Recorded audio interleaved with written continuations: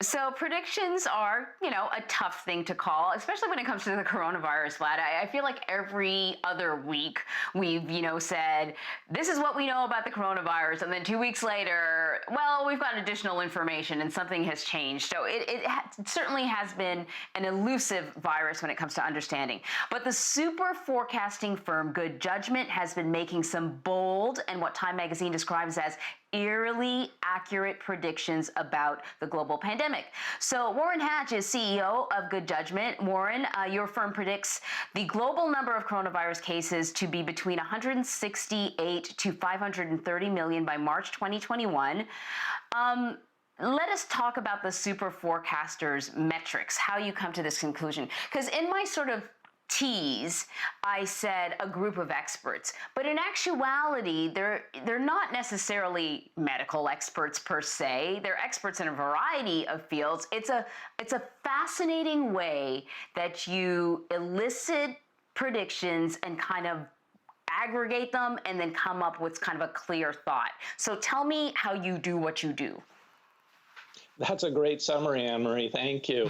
Yeah, so Good Judgement was originally a research project, and what they wanted to do was find ways to improve on the wisdom of the crowd.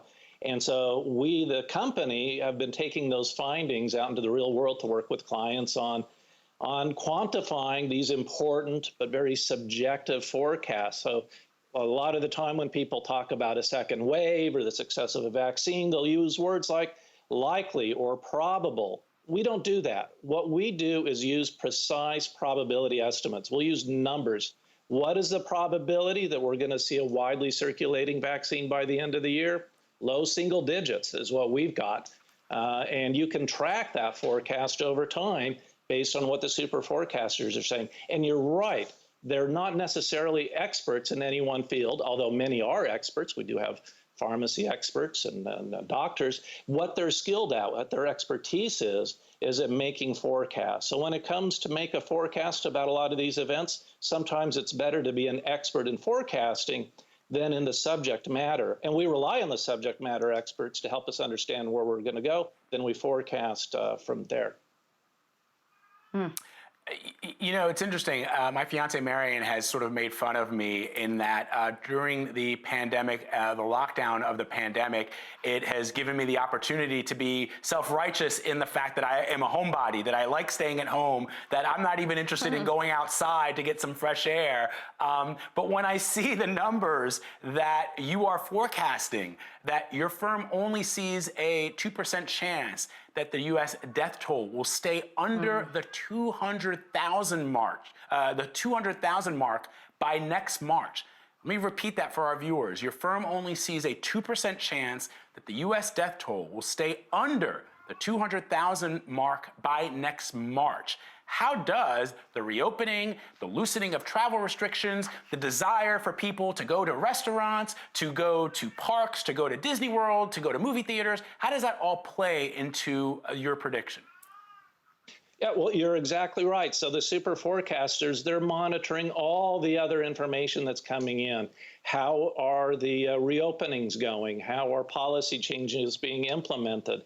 And what you see here is that, yeah, the probability that the death toll will be north of 200,000 by next year is quite high. But I'll highlight something here, too. You'll notice the forecasts themselves are moving generally sideways. But go and take a look at the forecast for the caseload, and they've been moving up. So that's what we're seeing in the data that your doctor was talking about in the prior segment, is that the caseloads are increasing, but the death rate seems to be improving. Now, that still will put us, according to the super forecasters, north of 200,000, but it could be substantially worse, and at least in their view, it's holding steady. So Dr. Fauci has said before that he sees a vaccine that is doable, workable, widespread soon, before the end of the year or by the end of the year. It sort of fluctuates between sort of the end of the year or, the beginning of next year. Your forecasting is not quite as optimistic. No, and one thing we do is we hear words like soon and likely, and we really want to immediately understand what exactly does that mean. so that we can be more precise in the way we think about these things. When we think about that particular question, yes, the probability estimate is low single digits. And the super forecasters as a group are skeptical that that is going to be changing. Now, there is good news that's been coming out, and as that occurs, the probability estimates will get revised.